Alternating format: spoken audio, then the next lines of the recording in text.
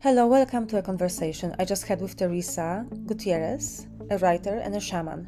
We talk about how to understand the subtle feeling of day-to-day guilt that is not only experienced by mothers, but is quite common amongst women generally. We discuss the consequences of guilt and some examples of how we can let it go. Enjoy the conversation, and if you have any questions, post them in the comments. I don't know how we even decided on talking about guilt, such a lovely feeling, right? But I know that you had experience with guilt, and I also, but in other areas. Anyway, I think the point was that mothers generally have always more opportunities to feel guilt. But I wanted to point out that you can also have a lot of opportunities to feel guilty, even if you are not a mother. I love that. Yeah. Yes. For example, artists who are that are not professionals, but they still want to make art, they also feel a lot of guilt around their time, how they spend their time. So first of all, we are not talking about the guilt when you did something really, really horrible and the court will have to really put you to jail. Okay. I really think we should distinguish that. Yes. Yes. We have the ability to feel guilt for a reason. Yes, hold on. I have to close it. It's called a conscience. Hold on, there is construction outside, so Oh, okay. Okay. Yes, you wanted to distinguish that because I feel like there are specific reasons that we are capable of feeling the emotion of guilt. And that is, like you're saying, we've done something actually that is harmful, perhaps. You get what it like, there's actually a reason we should have our conscience triggered for guilt. And then there's the toxic guilt that we don't have to take on. Yes, I wonder what's the purpose of it. But maybe we'll discover it in the. Maybe so. I'm right, because I wanted this to be like a conversation about guilt, not necessarily that we have all the answers. You know what I'm saying? Exactly. Especially because people are so individualized with why they might be experiencing guilt. Yes. Like you said, the artist's guilt, the mother guilt. Yes. But whatever. Let's simplify it right from the start. Everybody may have different reasons why they feel guilt, but why do we feel any emotion? Because of what we are thinking. Yes. So yes. It's always the reason will be what's going on in the mind, what are we make this situation mean? Mm-hmm. So, and I would like to also distinguish the difference between, say, feeling guilt about an action or feeling guilt because we're thinking a thought we think we shouldn't be thinking. Oh my gosh, yes. And right? And feeling guilty because I shouldn't feel guilty. So feeling guilty because I feel it. No way. This is so many layers. But then you add, but there's a difference between guilt and shame. Right. So to me, that shame is coming from whether actions exist or not. It's about the self not having any worth. So it's just this deep-seated shame that might be fueling guilt, and it might not be, but there's definitely a difference for me in my experience between feeling shame and just feeling guilt. Okay. Does that make sense to you? Tell me more. I am just going to mention that there is a family of emotion that is very closely related to each other. Blame, guilt, shame, obligation, resentment, punished, right? So these are all emotions that are living very close together. Yeah. I would say that people that truly believe there's something wrong with them, that they are broken somehow. For me, for example, with my past from childhood, there must have always been something wrong with me that would happen. You know what I'm saying? And so that's just kind of like that. There's just something innately wrong with me, and therefore I have felt shame in the past, and other people may be currently feeling shame about who they are innately. There is a way to, again, understand it, make different association, choose different thought, Yes. mind about that experience from the past. So, like many people, you had this experience and you started believing that there's something wrong with you.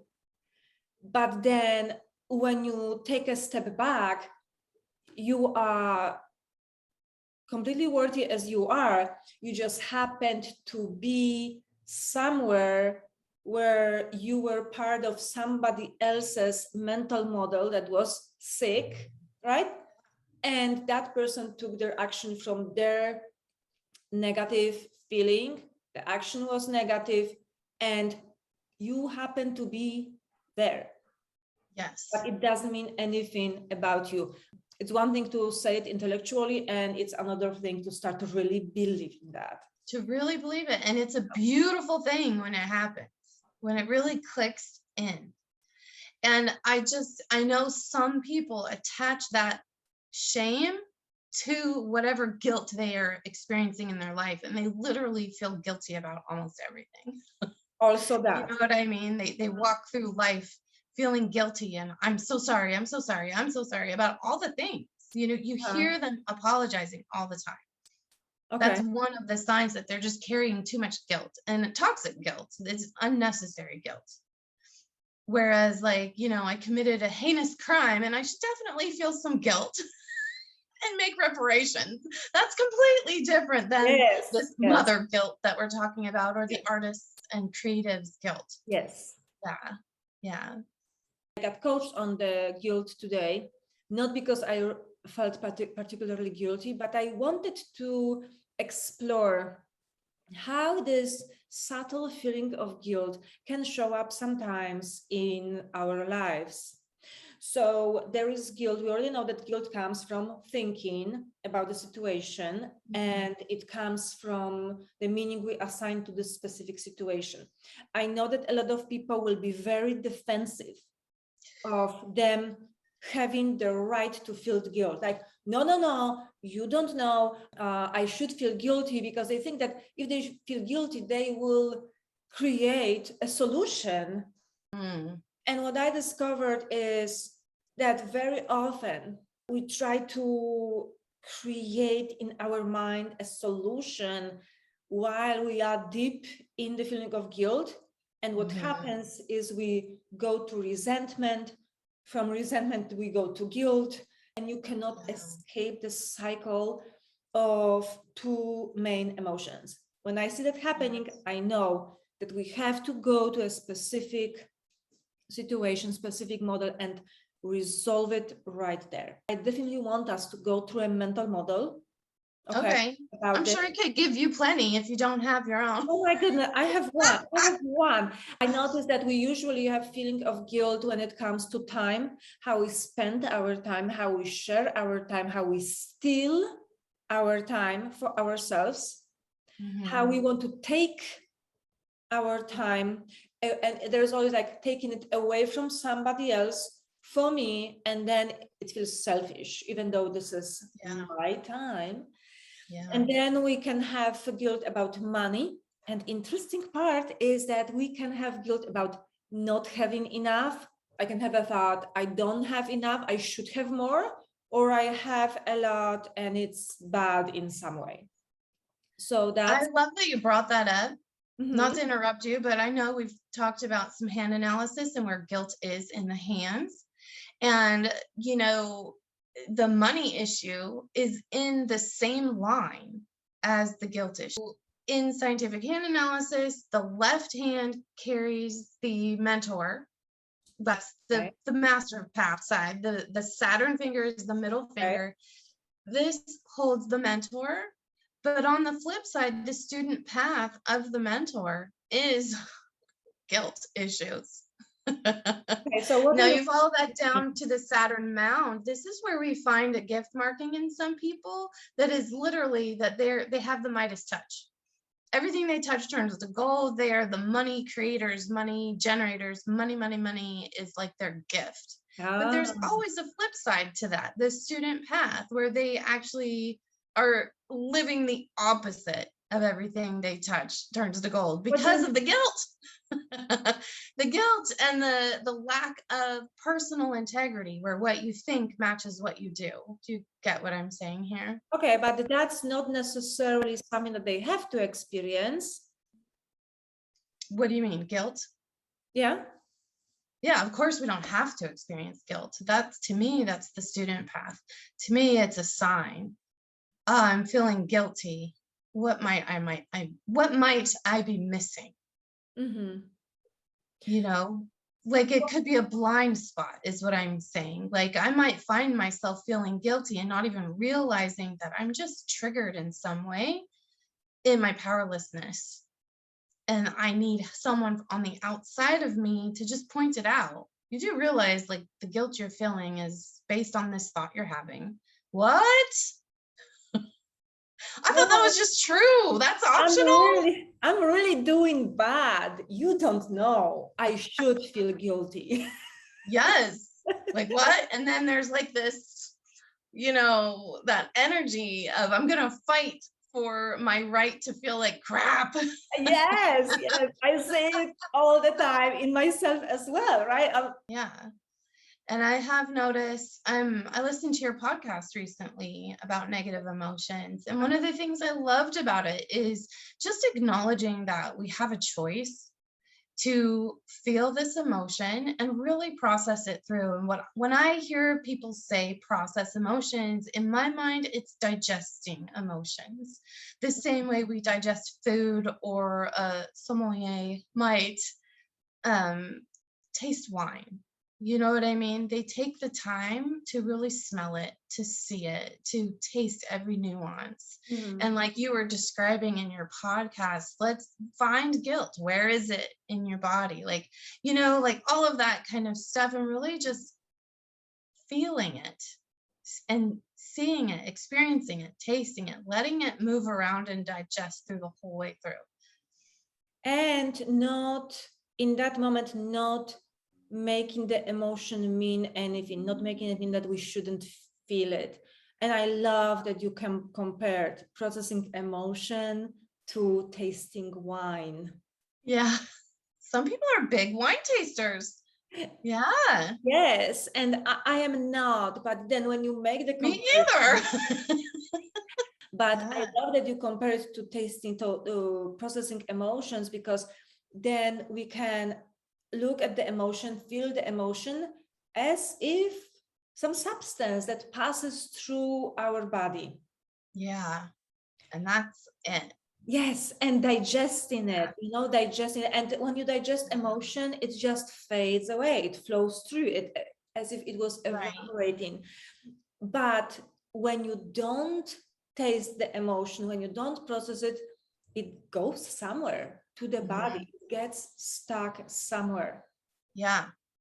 Absolutely. And in my world of analysis, it could be the sinuses, it could be the lungs, and literally it could be your life.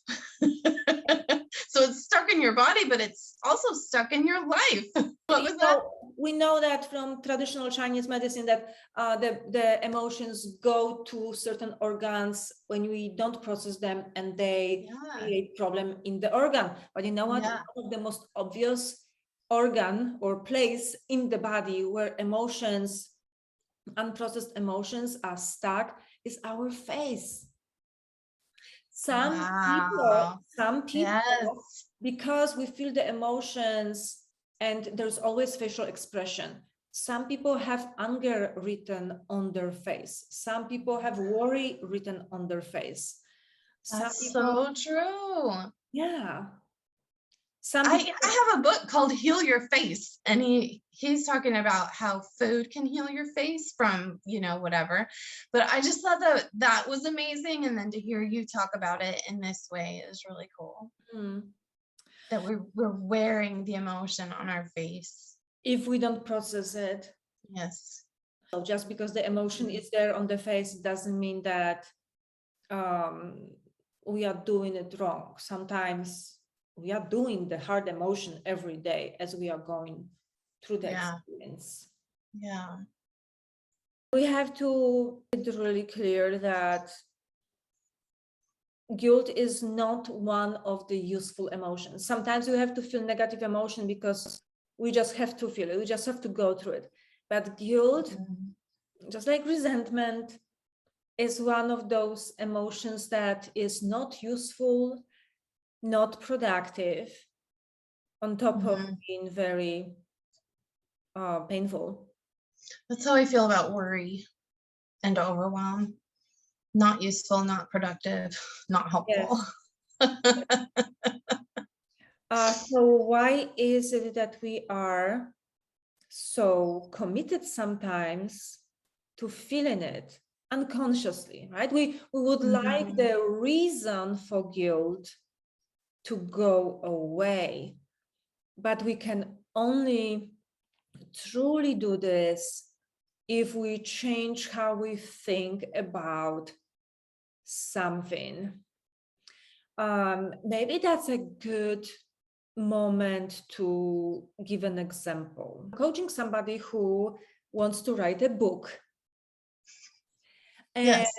And it happens with people who are not professional artists, not professional writers, and they are learning to show up for themselves, but they don't have a daily ritual, daily schedule of taking the time for themselves to sit down and have the 3-6 hours during a day to do the work. However, they decide to do this, because people are very different when it comes to how much time they spend on it. Yes. So because the ritual is not there, it's not like you go to work at 9 and then you leave work at 5.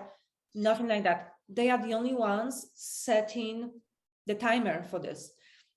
This triggers a lot of people's guilt, because why? The circumstance, let's take it through the model. The circumstance is writing project, but that's not enough, because their thought is, I should spend time with my husband. Okay. Spend time with my husband. Let's say two people are tired. They do a lot of things together. That person may be waiting for the circumstances to change, for the husband to find a hobby, leave the house. Okay, I have the time for myself. I can do whatever I want. No, but when the husband is in the house, she may be feeling, oh, I should spend time with him. I felt that in my stomach.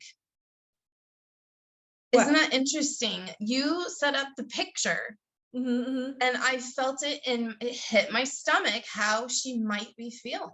Yeah. This pull that is not, it doesn't feel good, but this guilt strike that pulls her away from what she wants to do to what she feels like she should be doing. And it's like this physical pull in the body. So the feeling is guilt. As she's sitting and writing, from time to time, there's this thought, I should spend time with my husband. I shouldn't spend so much time on my writing. And there might be a thought also showing up, it's selfish. It's selfish to take so much time, especially that creative work like writing. Go ahead. I'm a bad wife. Yeah, that's another layer of that. Then she will kind of contaminate the experience of writing, of creativity, with all the bombarding thoughts. You have to have blank canvas in the mind to come to creative work, because sometimes the work takes weeks and months and months. And can you imagine you look back at your finished thing, if you get to finish it because of your thoughts, and then you will look back at the creative experience, and all you will remember is how hard it was and how much guilt you had and how much you had to pay for juggling all the things. So here I am in the model. I am on the F line, feeling guilty. From feeling guilty, what she could be doing, not focusing fully on the creating, going back and forth in her mind what she's supposed to be doing, Guilt lives very close to blame. She may start blaming him. Why isn't he going somewhere? Why isn't he golfing? Then there is blaming herself. Why is my work taking so much time? Yeah.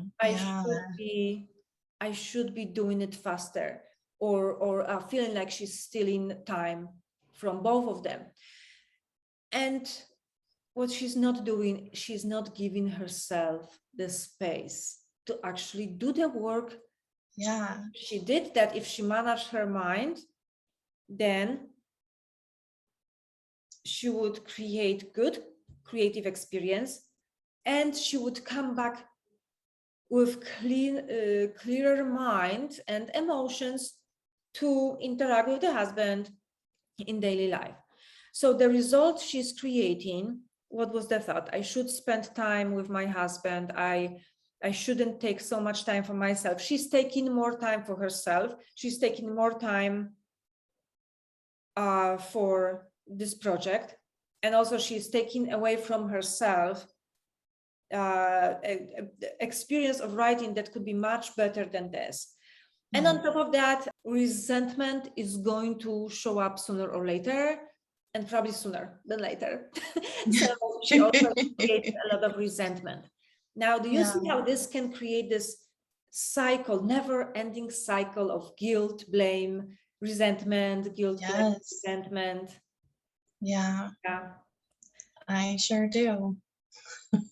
And I talked about it because I wanted to give an example of the cycle.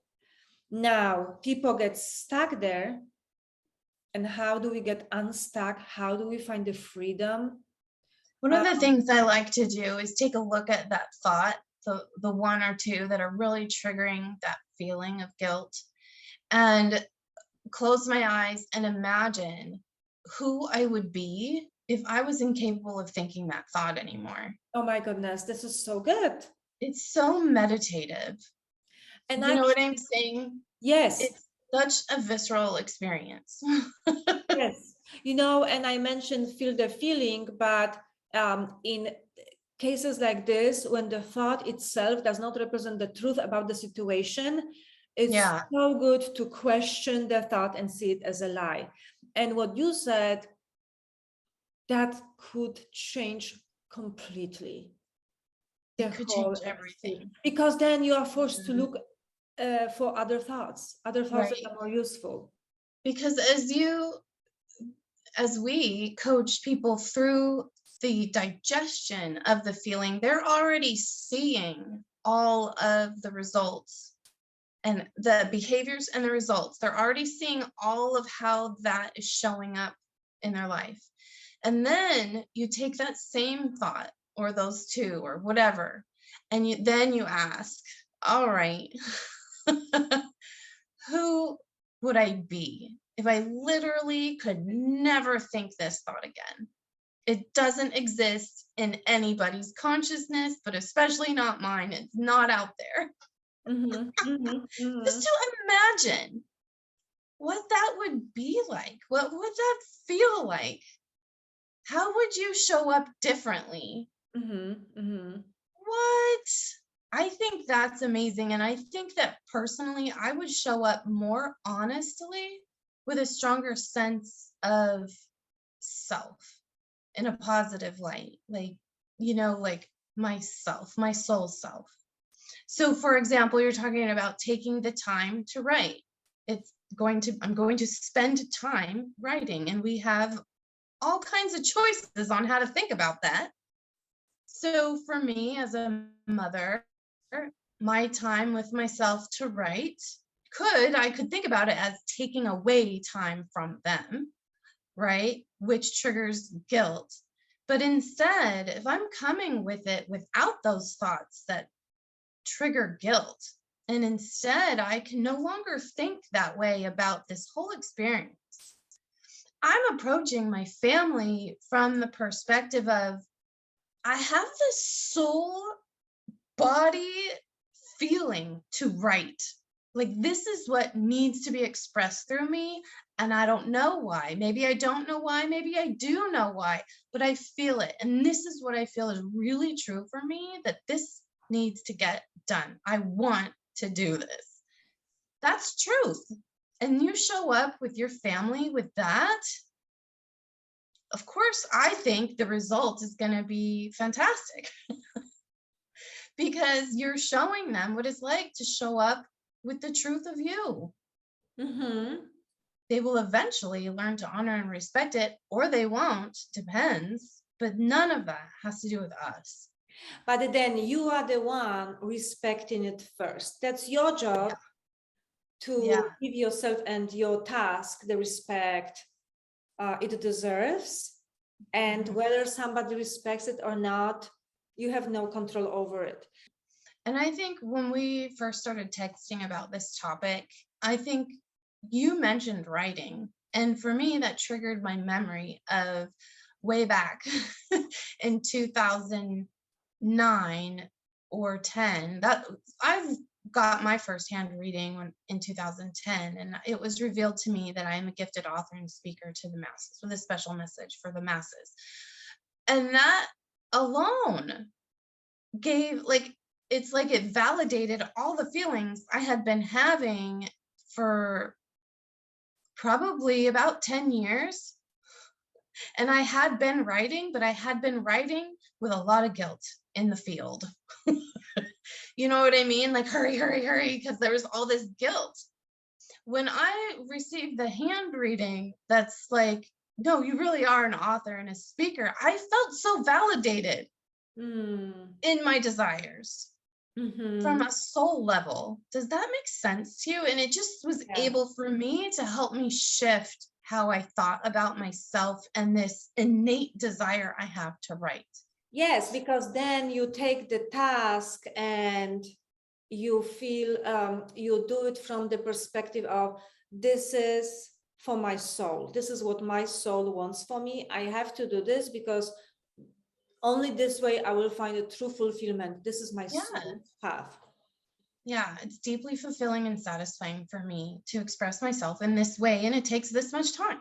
Yeah, and that's my obligation to myself. I can't find a better word right now, but probably there's a better word than obligation. There is honoring. Yeah, honoring myself. Yeah, prioritizing. Yes.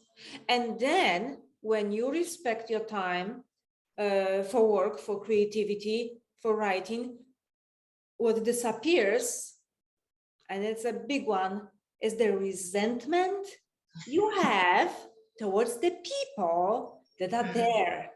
Yeah, that exists. Yeah. And no relationship that is flavored with resentment is really a good one. It really requires some work, right? Because the resentment is going to show up in our passive-aggressive comments, right? Yeah, it's totally going to show up in one way or another. And I feel like your word obligation is really profound for this, because if we're doing something for anyone out of obligation, they may sense that they are somehow a burden to us, whether or not it's actually true. They might take that on themselves. Not that we can control other people, but how we show up has a ripple effect, and then they do what they do with it. But I think that's really interesting in relationship dynamics, especially with my kids. And I'm talking, children are very susceptible to our energies. A husband is his own sovereign being in that sense, where he's an adult and he can learn how to do adult feelings and manage his emotions and realize that our thoughts and our words and our behaviors actually have nothing to do with them, right? But when we're talking about little kids, and the energy we bring into that situation, of course, they're going to absorb it like a sponge. And that's not something that people, like, isn't that an interesting thing? Let's say I feel guilty for not spending time with my kids, but when I'm with them, it's out of obligation, and I really think I should be writing. And so then I'm carrying in this obligation and, like you said, resentment. And if they take that on at all, then I'm not being the good mother I want to be. So either way, I'm a crap mom. How does that tell anyone. Do you have an example of intentional way of thinking, intentional model you created for yourself that released you from guilt? That is such a great question. I would have to probably go to my past for that, because right now I think I am experiencing guilt in an unintentional model. I basically found myself saying yes to do things that I really thought I was capable of doing, meaning have the energy and the physical strength and the time to do it. I don't mean like I have that skill. That's not what I'm talking about. So one was quite a while back, I took a job at Sprouts. I got the job from basically going shopping, and like it was just kind of handed to me on a silver platter, a gold platter, I don't know. And I'm like, yeah, sure, I can do this many days. You know what I mean? It was just a super part-time thing. And I thought, oh yeah, I could do that. And I didn't really ask my body if I could do that. I was just using my mind to make the decision. I could totally do that for 3 days a week, you know, this much time. And then I got into the situation. And then I discovered that I have some injuries, and this particular job really triggered those injuries, physical pain for me. And I literally couldn't stand up that long in one spot because that's the job. And I was like, oh my gosh, I had no idea that this was going to happen. And I am hurting so much. Like it was physically just almost debilitating. I'm talking about sharp electricity pain shooting up my spine. So then I felt like if I quit, I'm letting everyone down. So that's a thought, but it feels like a feeling. If I quit, that makes me a bad person somehow. You know what I mean? If I quit, it means I'm weak and I haven't healed this problem. Like I came up with so many thoughts to feel guilty about quitting this job that was clearly not going to work for me on so many levels. And of course you were letting, if you would stay with that model, you would be letting your body down. You would be letting yeah, down big time. Yeah, 100% my body. Bless my body. Oh my gosh. And then we're talking about going home. If I didn't meditate before sleep, I had nightmares all night long. It was rough. So it was quite a learning process. And I let this go on for like 4 months before I finally just broke down. And I was bawling. I'm so sorry. Like, I have to quit. I had no idea this was going to happen. And he was mad, and, you know, the boss. And I was like, I'm so sorry. Like, I just didn't know what I didn't know. But I had to quit. And so I did.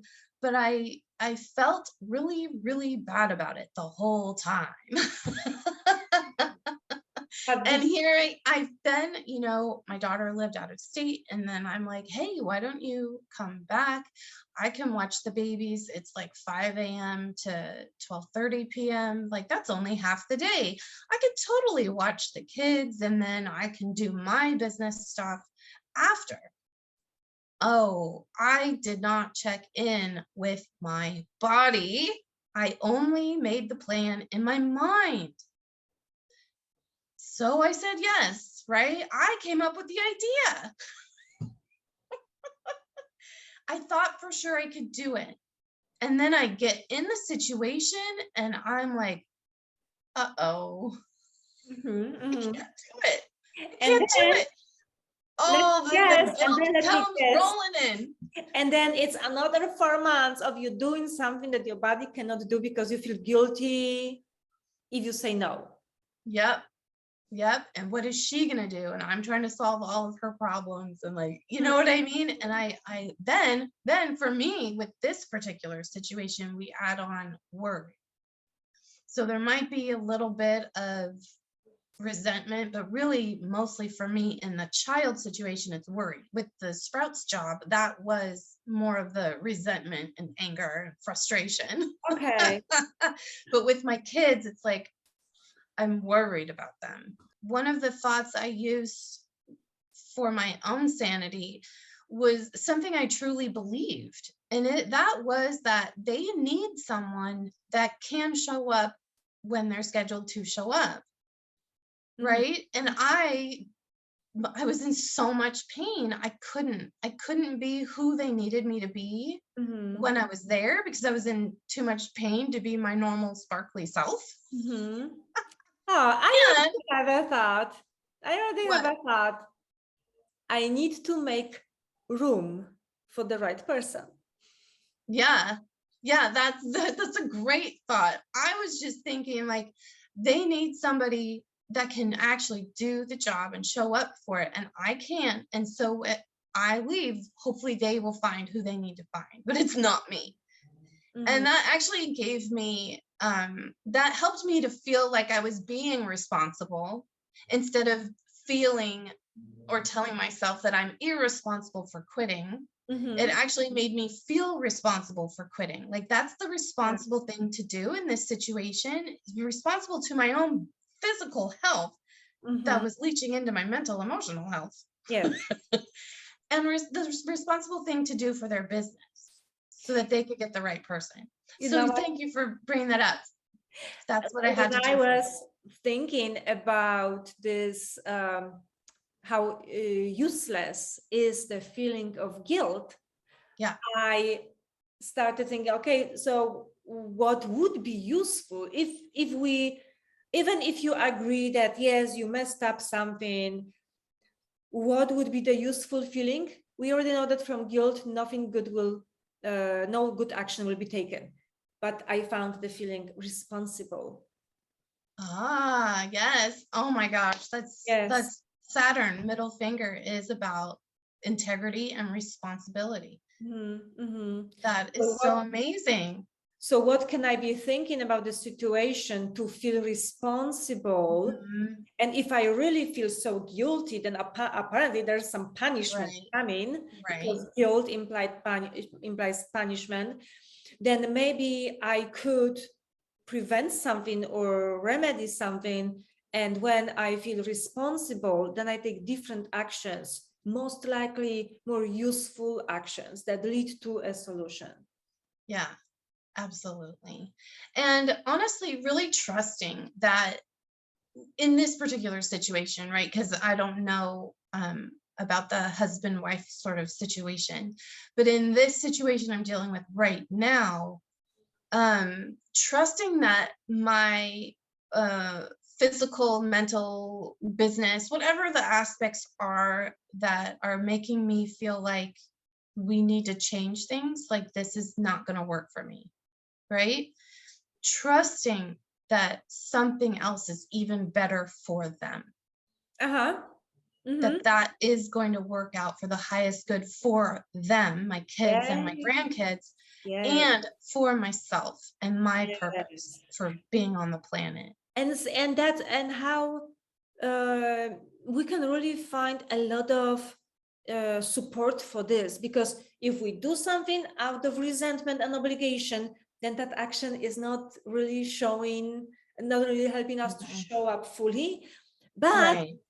there is somebody else. If I say no to this, I'm making room for somebody to take care of this issue or this part in somebody else's life with joy, because there's somebody Yeah. maybe waiting exactly for something like this to do, Yeah. and they will do Yeah. this with passion, joy, just more responsibility.